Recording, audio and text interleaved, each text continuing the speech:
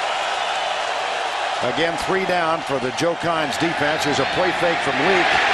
Dodges the sack and fires it out for. I guarantee you he heard footsteps. Yeah. Oh, did he ever. That was an outstanding effort by Chris Leak, getting away from pressure and then throwing it out on the scramble to Skylar Thornton. But Skylar not able to make the catch. D'Amico Ryans out there in coverage. I mean, if D'Amico's running after you, you are going to know where he is. You're going to know he's around. Watch Skylar Thornton. He took his eyes off the ball and put him on D'Amico Ryans, and when he did that, the ball popped out. That's the second or third time we've seen short arms. Here's Leak. That one caught at the 35-yard line. Simeon Castile makes the catch in front of Chad Jackson. Well, coming into today's game, Pete Carroll and his Southern California Trojans 25 wins in succession. Go back over last year when Urban Meyer's Utah team was 12-0 and he had won 20 in a row. Mac Brown 11 in a row. So those two streaks on the left-hand side in danger, both of them. 3rd and 3.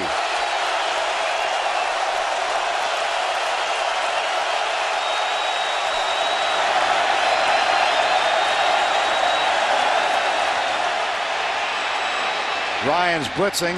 Leak gets by him, finds Dallas Baker, and the tackle is made up at the 50, but that easily accomplishes the first down. That's a gain of 15 yards. Right now, Florida has all but abandoned their running game, completely abandoned the option game. I mean, with the score 31-3, even though we're still in the last minute of the 3rd quarter, they're going pretty much to a 5-wide receiver, pure passing type package. They might throw a draw or something in there every now and then, but the option game is pretty much out. Jamel Cornelius, Tracy Wolfson tells us, is being taken care of again on the sidelines, an ankle injury. Here's Leak.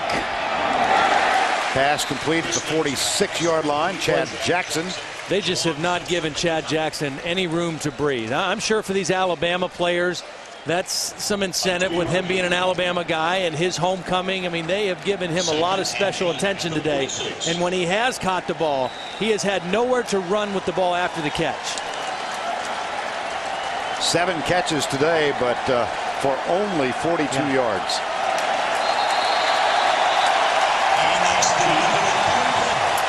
That is the end of 3 at Bryant-Denny Stadium in Tuscaloosa, Alabama. And what a 3 it has been. The end of the 3rd quarter, 31-3. Alabama will return to Tuscaloosa right after this word from your local station. Young man who will graduate in December, 1 semester early. We begin the 4th. Vern Lundquist, Todd Blackledge, Tracy Wolfson. And here is Chris Leak across the middle, incomplete. It will be 3rd down as Mike Shula attempts to even his record, Todd, now at 15-15.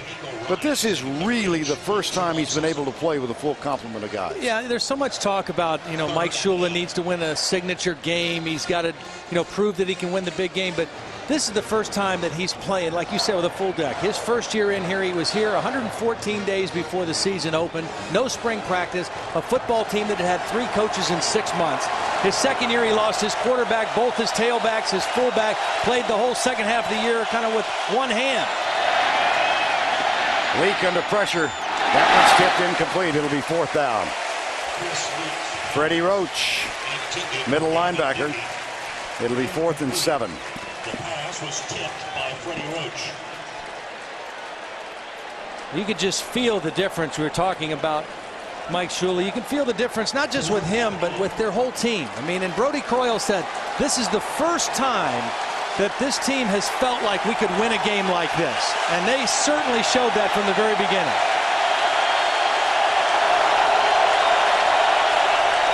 On 4th, they go for it. Leak. Chad Jackson, that'll be close. See where the spot is. I think he may have gotten it. But again, I mean, that play is typical of the day it's been for Chad Jackson. I mean, he makes the catch, he got the first down, and he got about 3 inches after the catch. I mean, they have not given him any room to run after he catches the football. Alabama has tackled extremely well in this game. Leak finds him, makes the catch, first down, 0 movement after that. But a new set of downs for the Gators.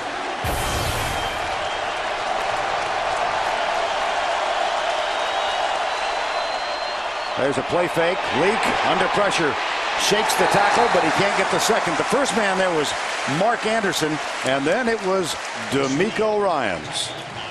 There's Anderson playing with a dislocated thumb, and D'Amico Ryans playing with all parts intact. And wasn't it Joe Kynes who told us yesterday that those 3 guys he singled out, Mark Anderson, D'Amico Ryans, and Roman Harper, the safety, those 3 guys have set the tempo for this whole defense from the very beginning of summer. Didn't matter what the circumstances were.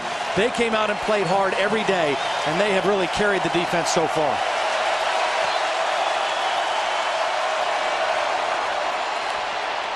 Leak. Incomplete, but there's going to be holding, I'm sure. Gavin Dickey was the intended receiver. He's the 3rd string quarterback and also plays as a wide receiver, and this one will go against Florida. Well, it might have been roughing the passer, too. Oh, could have been. Nope, they got it.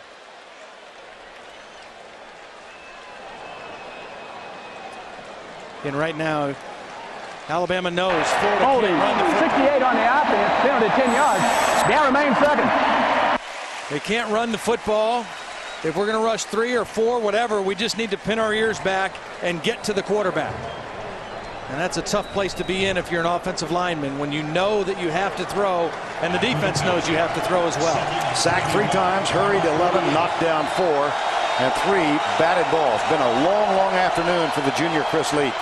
Across the middle, caught Dallas Baker, and there are 3 men who have a meeting at his middle.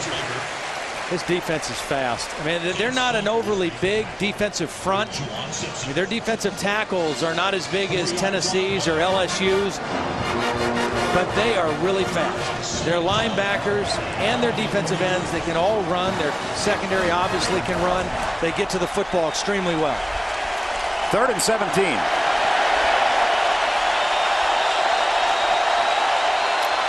Alabama brings only 3, but that pressure forces Leak outside. It's intercepted. Picked off by Ramsey Robinson, and he's got blocking help.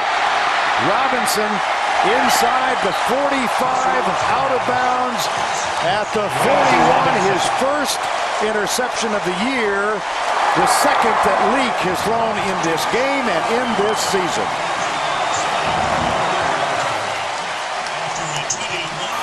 Well, it's a 3-man rush. Here's Ramsey Robinson. They're trying to get the ball inside to Chad Jackson, and he's just going to read it. He's going to read the quarterback at the 3-man rush and just kind of slide in right in front of the football. They tried to go to Chad Jackson. Ramsey Robinson was there, and Alabama stops another drive. 2 Leak interceptions today. It's 31-3. 31-3. Brodie Croyle also told us yesterday, we are where we expected to be. We also expect to be undefeated going into the bye week. They were very confident. They really were. But not in any arrogant way at all. Here's Croyle throwing it, sacked at the 50. And every time he goes down like that, you can hear a collective breath there. Marcus Thomas makes the tackle. Alabama about to go 2-0 or 2-0 and 4-0 overall. Auburn 1-0 in conference play. LSU, of course, lost that close one in overtime the other night. And Ole Miss 0-1, Mississippi State 1-3, Arkansas 0-2. And I think the big difference between Alabama and any of those other teams in the West is the experience level of Brodie Croyle. The quarterback position, the experience. Alabama has it. None of those other teams do. Second down, Darby. Southern Cal trailing Arizona State last we checked. Let's check again. Here's Tim Brando. Stephen Harris made the tackle with Jeremy Mincy.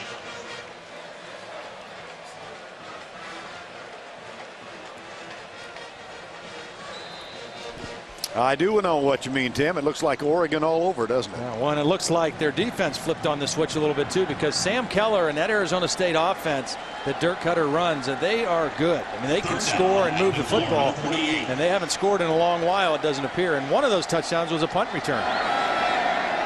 Here's Croyle, blitz coming.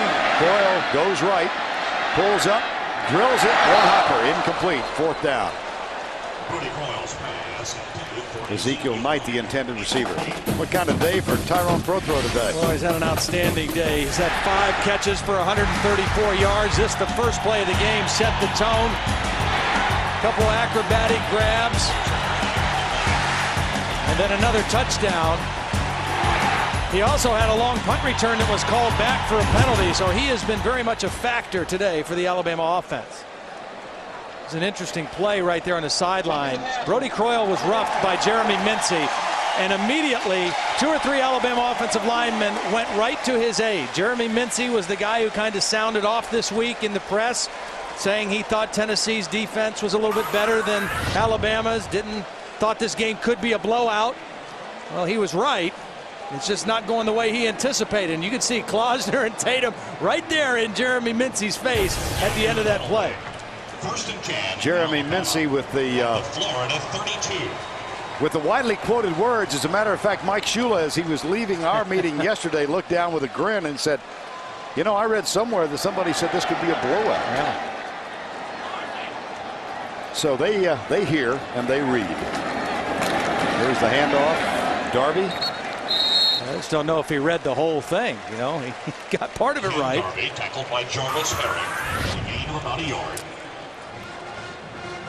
Yeah, you don't think these guys love their quarterback. I mean, Brody Croyle is a warrior, and they know it. And they know that as long as they keep him healthy, they've got a chance to do big things here. And that's particularly true for the seniors. I mean, they know this is their last shot to leave their mark and their impression on Alabama football. And it all starts with number 12. They got to keep him healthy, keep him happy, and he'll take care of them. And he's done that today. What a great game he's had. McClain starts in motion and sets up to be the lead blocker for Darby, and he goes left.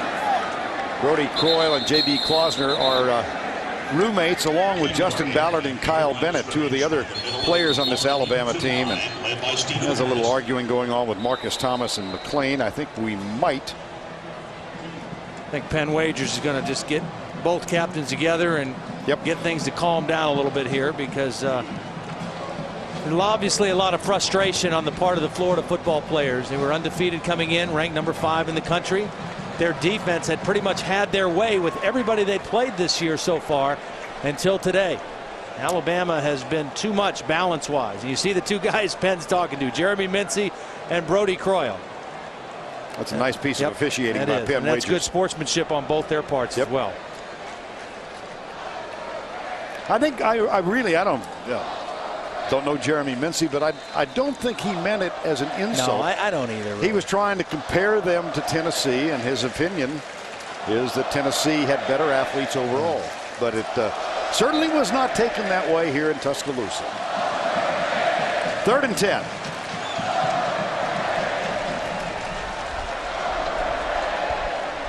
Jimmy Johns is in at running back. Gets the handoff on the draw play. Young man who made his mark as a high school quarterback and pressed into service as a running back now. Jimmy Johns, his first carry of the year.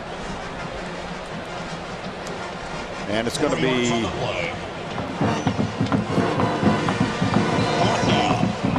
fourth down. Tough to get up much enthusiasm and play the flute if your team is down 31-3. And you've got a really long bus ride back home. But the Florida band making music in the end zone. Well, I don't think Alabama's going to go for it. I think they're just running the clock out. At this point, again, they're using as much clock as they can. 9 minutes left in the ball game, a 28-point lead. Milk it as much as we can. And then receive a nice hand from the crowd as you get to the bench. Brody Croyle, well, they apparently are going to go for it unless he's going to pooch kick. Nope. Pumps, throws it, got a man open, dive, caught.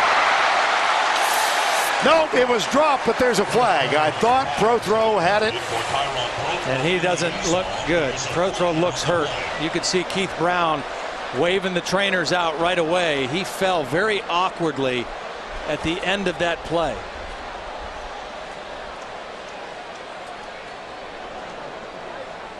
The ball was a little bit underthrown, and that's why there was contact and ultimately the pass interference call.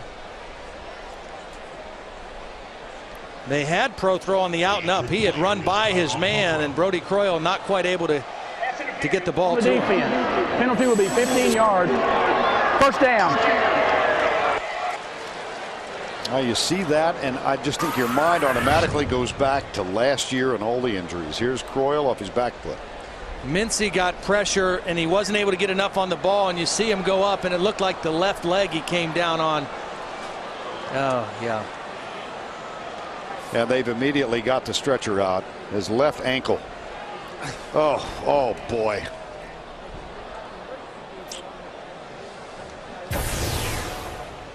That is terribly reminiscent of a Joe Theismann injury that we all saw years ago.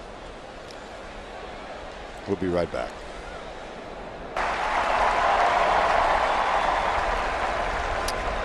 The injured Tyrone Prothro taken into the locker room, from where he will, I'm sure, be taken immediately to a local hospital. And we're back live with 8:53 to go. After the penalty. After that pass interference call, it's first down Alabama at the 13.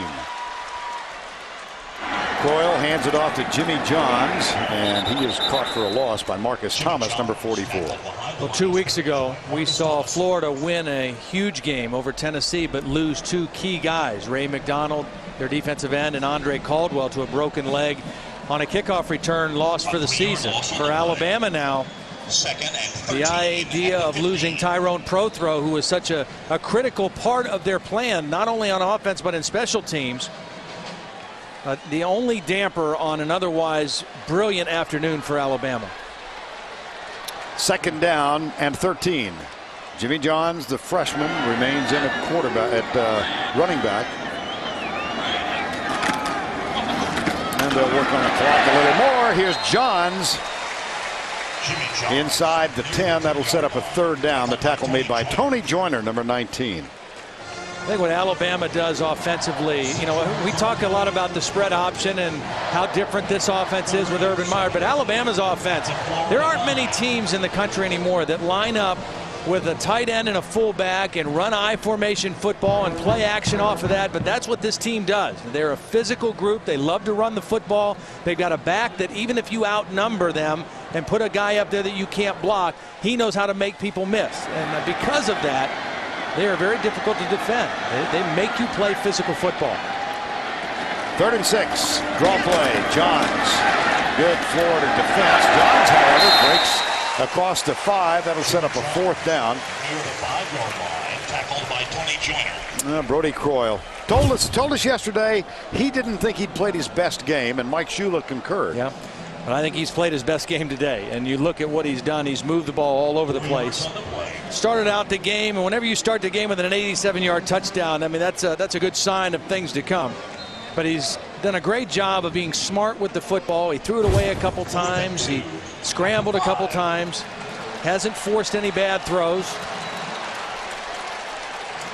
Well, he's 14 of 18, and with 4th and 2, they will go for it. I think this might be. It's clock. It's exactly. Also making Florida go the whole field. You don't need more points necessarily. You want the clock to run, and you want Florida to have to go 95+ yards to score any points. Earl Everett makes the tackle on Jimmy Johns. And that would appear to be short of the first down, but they will bring the chain out for a measurement. Mike Shula, last year he lost Brodie Croyle in game 3. Before it was all over, he also, and Spencer Pennington was the backup quarterback. Mark Gillen also, who's still on the team. And then they lost Ray Hudson. Then they lost Tim Castile. Then they lost Kenneth Darby. And Mike said, you know, We had to become a running team, and then we ran out of running backs, and now they have this injury to Tyrone Prothro. It's that short. Well, they are very much a two-dimensional offense now with all these guys healthy. Plus, all their receivers last year, with the exception of Prothro, were freshmen. So now those guys all have a year under their belt. And you've got Keith Brown, who's now a sophomore, DJ Hall, who's now a sophomore, Matt Caddell, Ezekiel Knight. This is a well-balanced offensive team right now, but they certainly will miss Tyrone Prothro and his versatility. 97 yards away. It's 1st and 10. And there's an issue timeout called by Alabama. They used the second of their 3. Clock stops with 6 minutes and 24 seconds remaining in the ball game. Welcome back to Tuscaloosa. An update on Tyrone Prothro. He was taken directly to an ambulance and on to the hospital. His family was surrounding him. I had a chance to speak with his uncle. His uncle said it looks like a broken left ankle. Back to you. All right, thank you, Tracy. The junior out of Heflin, Alabama, tiny 2-stoplight town, about an hour east of Birmingham. Here's Leak with a handoff. It goes to Deshaun Wynn. He goes left. Roman Harper will make the tackle, but not until Deshaun Wynn forces him out of, is forced out of bounds. Chris Leak today, Todd. Well, it hasn't been a banner day for Chris Leak. He was harassed and hounded, confused, beaten around, and he just didn't have the same kind of day. And I think after last week's performance by not only Chris Leak, but the entire offense, I think everybody was quick to say the Gators have got their swagger back on offense. They're back. But as you mentioned earlier, this isn't Lexington. And this Alabama defense, a lot more like the Tennessee defense they faced 2 weeks ago than the Kentucky defense they faced last week. There was a face mask on the last play, the tackle, so it's a first down after the penalty out to the 23-yard line. 6:15 to go in the ball game. Leak still has it, rolling right. Fires it. Diving try is made by Casey. Can't get it. Let's check the CBS Sportsline stat of the game. Quarterback comparison. Leak 15 of 35. Brodie Croyle 14 of 18. It has been a Brodie Croyle kind of day. Yeah, and you look at the touchdown to interception. Big difference for Brodie Croyle as well. I mean, it was his best game of the season. He was in full command, and he was more comfortable from the very beginning than Chris Leak ever was in the ball game today. 2nd and 10.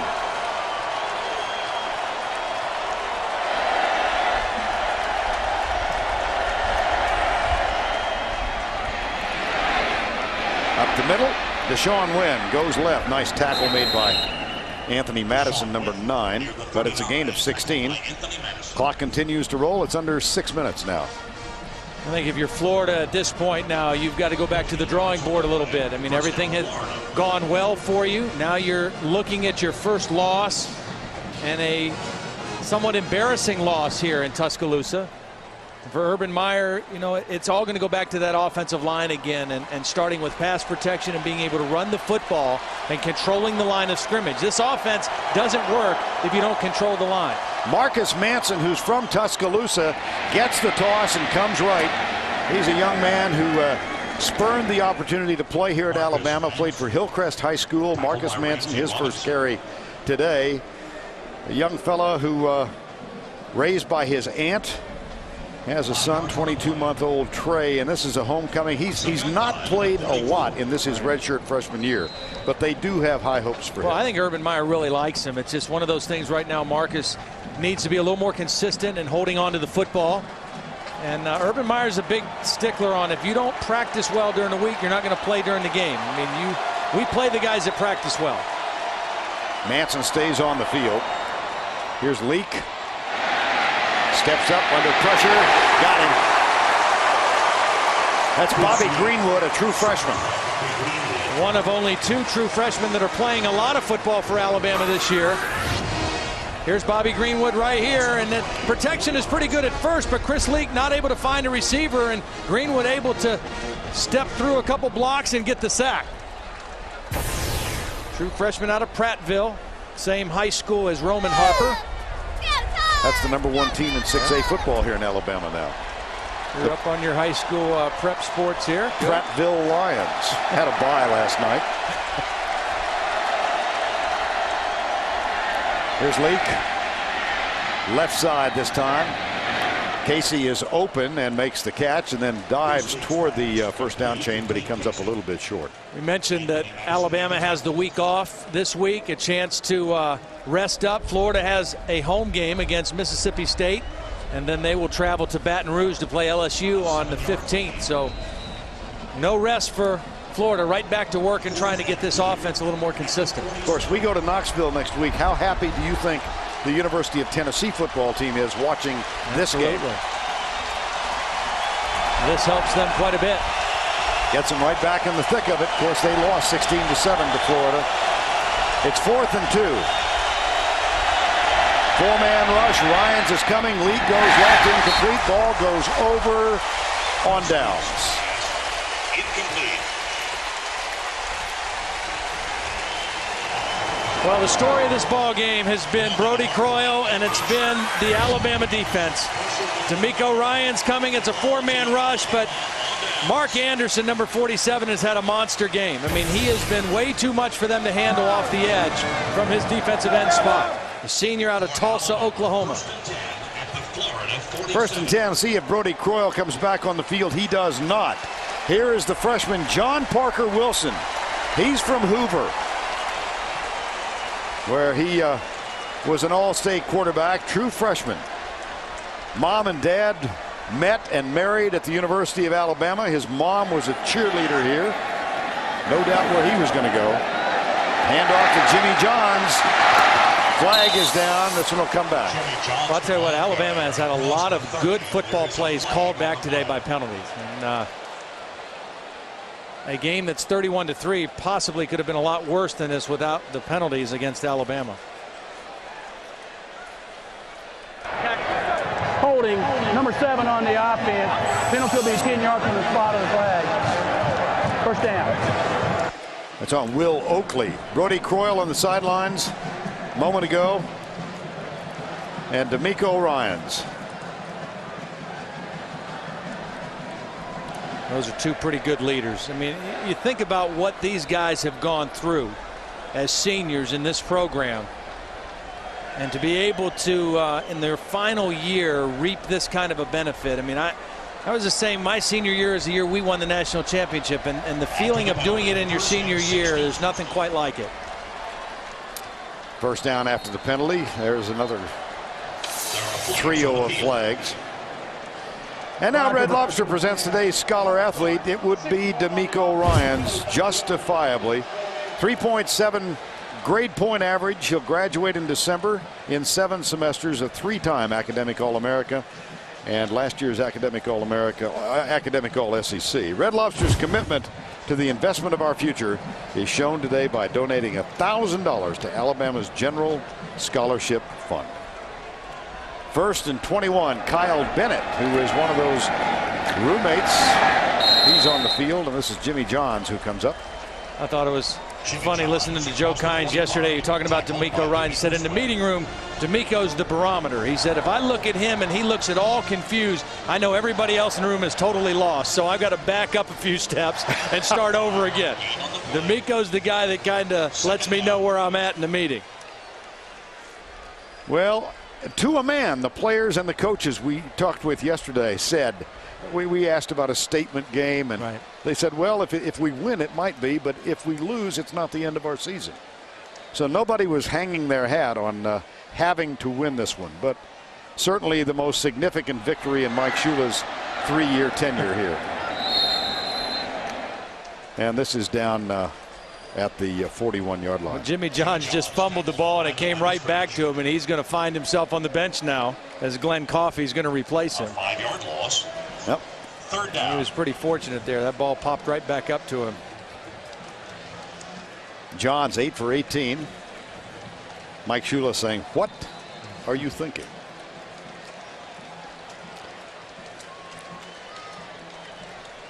This is the longest win since 1997. Ties it. And for Brody Croyle, he's on an 8-game win streak now as a starting quarterback. So into the flat, there's another flag down. That's Kyle Bennett, who John Parker Wilson's pass. and another flag on this side. So we've got There's a flag on the play.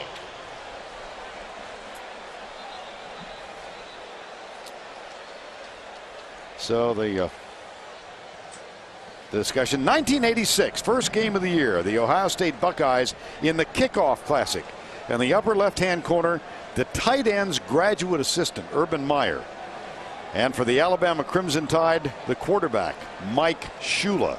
His team won at 16-10. We asked Urban Meyer if he had any recollection of Mike Shula as the quarterback. He said, no, the guy I remember is Derek Thomas, who came on for an injured Cornelius Bennett in that game. Mike Shula's team actually played. And illegal chop block, number 58 on the offense, declined, 4th down. They played at Cincinnati when Meyer was a defensive back, but he did not suit up for the game. That was Shula's sophomore year. Mike had vivid memories also of the 1986 game when this Alabama team went to the Swamp and defeated Florida. He was 11 of 16 in that game. Here's Vernell Brown back to return the punt of Jeremy Schatz.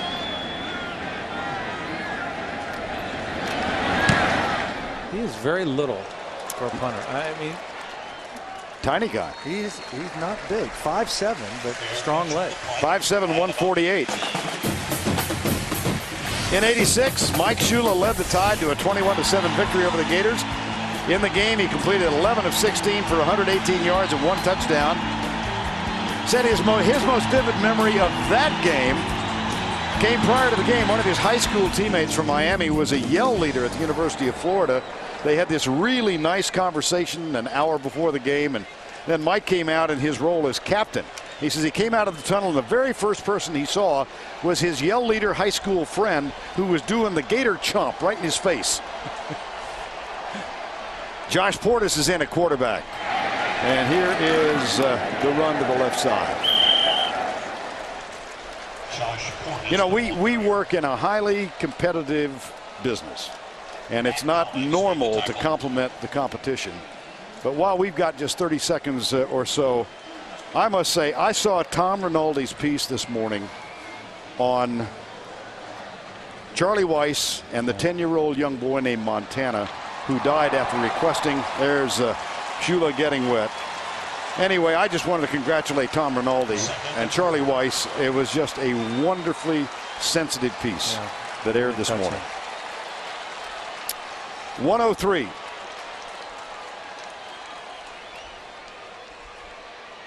Portis with the pitch. Now, how shocked are you by this, or were you? I am shocked. I thought Alabama had a really good chance to win the football game because of their defense and Brody Croyle. I am shocked that it's this type of a score. Tell you what we don't need is the throat slashing gesture we just got from DJ Hall.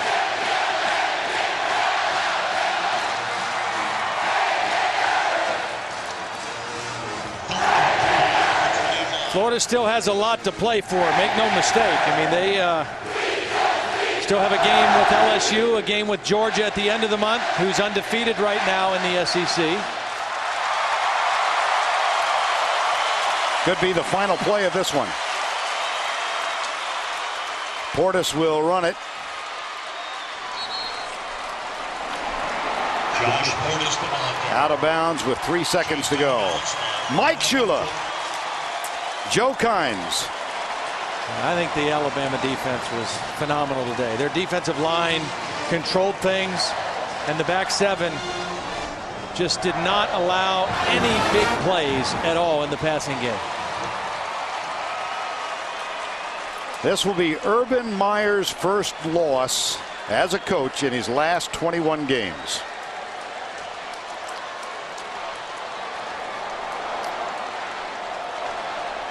Final play of the game. Portis with the pitch. Nyan Botan is tackled. Alabama wins it.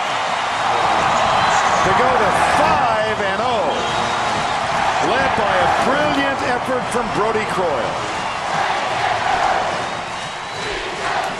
Celebration and touch. What a win. You knock off the number 5 team in the country. How did you guys do it? Yeah, I was just so happy for our players. You know, we did it by this guy right here standing to your right. You know, Brody Croyle started the game with a great pass. Our defense, I can't say enough about the way they play, and Joe Kynes, what he's done for our football team and our defense, and personally for me. And, you know, this is a big win for us, but, you know, we got some big games coming up. Brody, let me ask you, what does this win mean, not only to the team, not only to the seniors, but to the program after everything you guys have been through? You know, it's huge right now. You know, all we talked about all week was we want to make history. This has never been done at Bryant-Denny Stadium before, and, you know, we're happy to do it, but this isn't where we want to stop. You know, we're 5-0 going to our off week. This is what we expected to be. So, you know, we just have to continue to work hard, and I think if we do that, then we'll end up reaching our goals. Coach, where does this one rank for you? Well, it's pretty big, you know. You guys asked me earlier if this is a signature game, and I said there's only one signature game, but you know what? I'll put my initials on this one. And Croyle, finally, is this a statement game for you guys? It is. You know, this is a very good defense that we faced this afternoon, and you know, we came out and did what we had to do to put points on the board. But you know, it's a stepping stone. It's definitely a stepping stone. Thanks a lot.